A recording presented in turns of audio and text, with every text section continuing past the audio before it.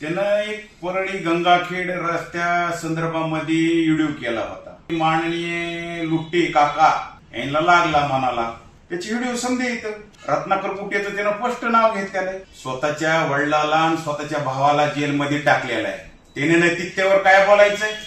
शेतकऱ्याचे पैसे लुटणारा माणूस सातबारावर पैसे उठणारा, त्याला नैतिकता राहते काय? महेश बिडकर या तरुणाला जी मारहाण झाली त्यानंतर गंगाखेडमध्ये एक मोठा निषेध मोर्चा आयोजित करण्यात आला होता आणि त्या मोर्चामध्ये राज्यभरातून मोठ्या प्रमाणात इथं नागरिक आले होते आणि त्यांनी या सगळ्या घटनेचा निषेध नोंदवला. मात्र यानंतर स्थानिकचे आमदार रत्नाकर गुट्टे यांनी 2 दिवसापूर्वी पत्रकार परिषद घेत हे सगळे आरोप त्यांच्यावर झालेले फेटाळले आणि महेश बिडकरला समर्थन असल्याचं जाहीर केलं. पण यावरून कुठेतरी राजकारण केलं जात आहे, राजकीय पोळी भाजण्याचा प्रयत्न केला जात असल्याचा त्यांनी थेट आरोप विरोधकांवर केलाय.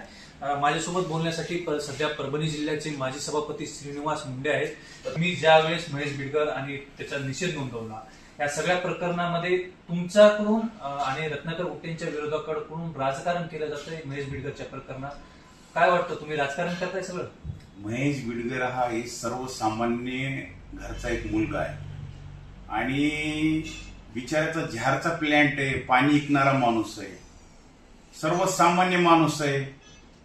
त्यानं एक परळी गंगाखेड रस्त्या संदर्भामध्ये व्हिडिओ केला होता.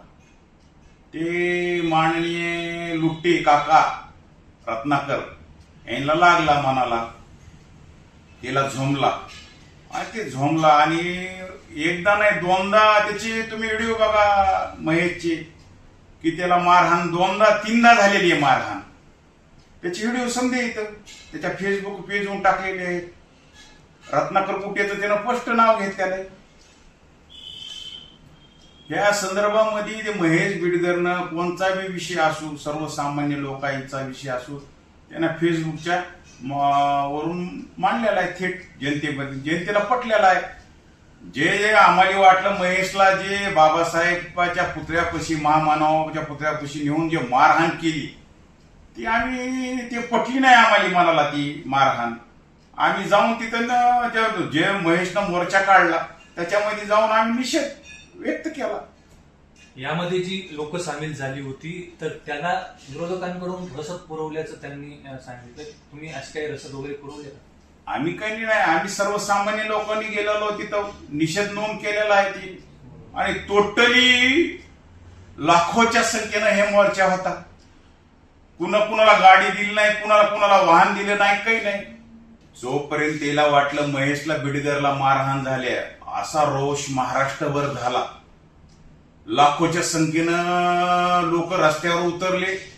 त्याला आधी ज्याला मारहाण झाली त्याने याचं त्याला पोलीस स्टेशनला गुट्टेने हे महेशला अन्याय झाला त्याला म्हणायचं राजकारण तुम्ही करता, आम्ही राजकारण करीत नाहीत. रत्नाकर गुट्टे त्यांनी सांगितलंय की या प्रकरणामध्ये जी मारहाण झाली तर ती या भ्रष्टाचाराच्या आवाजा उठवल्यामुळे नाही तर त्याचा घरगुती मुद्दा होता. काय खरंच घरगुती होता का हे काही दुसरे प्रकरण? घरगुती विषय नव्हताच. महेशनं सर्वसामान्य लोकांकरता आवाज उठविला तेव्हा त्याचं कोणत्या पेजवर जा ना तुम्ही, ते स्पष्ट बोललेलं आहे. रत्नाकर गुट्टे याच्या माग त्याचे नगरसेवक होता कामत, बाबा पोलेचं नाव घेतलेलं आहे त्यानं, स्पष्ट बोललेलं आहे ना. त्याच्या फेसबुकवरून जाऊन बघा ना तुम्ही. महेश जे बोलला ते बोललेलं आहे, स्पष्ट बोललेलं आहे. हे तर झालं, पण यानंतर त्यांनी असं त्यांच्या विरोधकांमध्ये नाव घेत त्यामध्ये बंधूंचं नाव घेतलं आणि विशेषतः तुमचे बंधूंनी जे भाषण केलं ते त्यांना लागलं. तुमच्यावरही त्यांनी आरोप केला की तुम्हाला जनाधार नव्हता, त्याच्यामुळे नगर परिषद हारली, तुम्ही जिल्हा परिषदेला पडलात. खरंच तुम्हाला जनाधार नव्हता? 2002 पासून पंचायत समितीचा सभापती होतो. 2002 पासून पंचायत समितीचा सभापती होतो. 2017 मध्ये मी जिल्हा परिषदचा राणी सावरगाव गटामधून प्रचंड मतांना आणलो. तुम्ही ज्या रासपाचा उमेदवार होता उमराव सानप, त्याचं डिपॉझिट जप्त झालं. सय्यद आलताफला मी पाडलं, राष्ट्रवादीकडून उभा होते. तुम्ही काय नैतिकतेच्या गप्पा करता?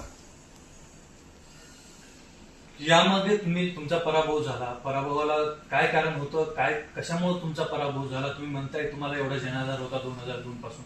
लाखो रुपयाचे पैसे वाटले, पैशाचा पूर आणला हे पैसे, भयानक पैसे वाटले.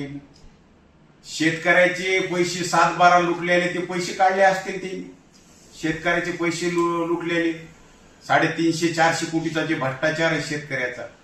आणि माझं म्हणणं आहे रत्नाकर गुट्टे हे जमानतवर आहेत ते सध्या आरोपीच इथं जमानतवर आहेत सध्या ते. त्यासोबतच त्यांनी सांगितलं की कुठेही नैतिकचित्या गप्पा विरोधकांनी करू नयेत किंवा त्यामागून या सगळ्या अशा गोष्टी मागून राजकारण करू नयेत. नैतिकतेवर मामाली बोलणं. 2000 मध्ये ग्रामीण पोलीस स्टेशन परळी स्वतःच्या वडिलाला आणि स्वतःच्या भावाला जेलमध्ये टाकलेला आहे. त्याने नैतिकतेवर काय बोलायचंय? त्याने नैतिकता काय ह्याची नैतिकता? शेतकऱ्याचे पैसे लुटणारा माणूस 7-12वर पैसे उठणारा त्याला नैतिकता राहते काय? बापापुढे आपल्या बापाला श्रेष्ठ म्हणतो, स्वतःच्या भावाला आणि बापाला म्हणजे जेलमध्ये टाकलेलं आहे ग्रामीण पोलीस स्टेशनला परळी. नैतिकतेवर बोलणं रत्नाकर गुट्टेनं तर बोलणं. अनेक माझ्याकडे भरपूर विषय आहेत गुट्ट्याचे. ही पहिली पत्रकार परिषद आहे आणि मी जर दुसरी पत्रकार परिषद माझी समजा पुरावेशीर होईल बस. या सगळ्या पाठीमागे त्यांचा जास्तीत जास्त रोष हा विरोधकांवर होता. कशामुळं काय एवढं का ते या प्रकरणात विरोधकांना बोलतात? आता जे महेश बिडगरला जी खरीच मारहाण झाली, त्या सर्वसामान्य माणसाला मारहाण झाली, त्याच्या संदर्भामध्ये त्यानं महेशनं स्पष्ट सांगितलंय ना, रत्नाकर गुट्टे कामत नगरसेवक कुणाचा आहे, बाबा पोले कुणाकरता काम करतय, गंगाखेडच्या जनतेला कळतंय, ही समजा माहिती की. इतरही तुम्ही नावं घेत होता. हे 2-3 जण आहेत त्याचे ते.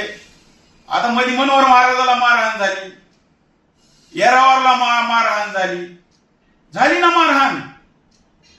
मारहाण झाली. अनेक खूप जणाला त्यानं दडपशाही लोकांच्या जमिनी हडप केल्यात.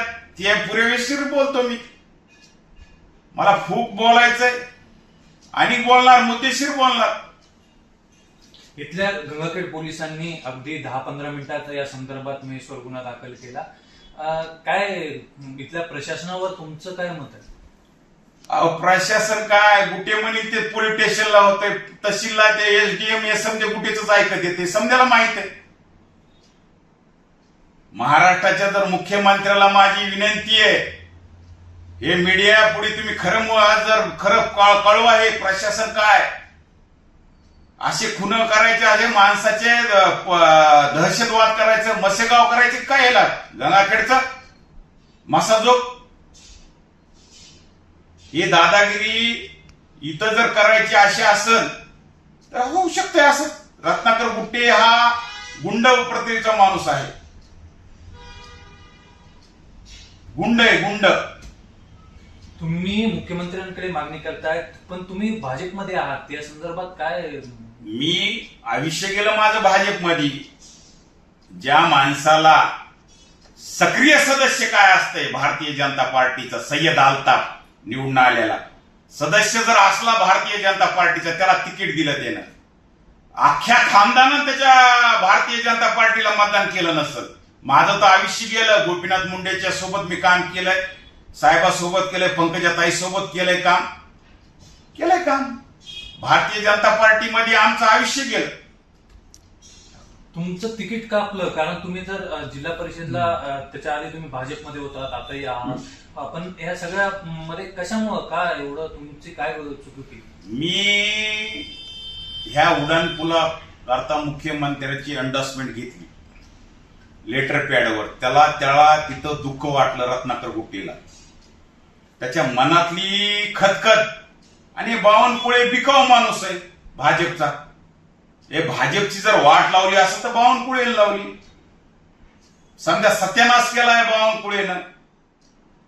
रत्नाकर गुट्टेला ऐकलेला माणूस आहे, जाहीर बोलतो मी. या सगळ्या प्रकरणानंतर सध्या जे महेश बिडगर प्रकरण आहे त्यामध्ये तुमची मागणी काय असणार आहे? गंगाखेड तालुक्यामध्ये कोण्याही जाती धर्माच्या लोकांना मारहाण झाली तर आम्ही रस्त्यावर उतरून त्याचा निषेध करणार.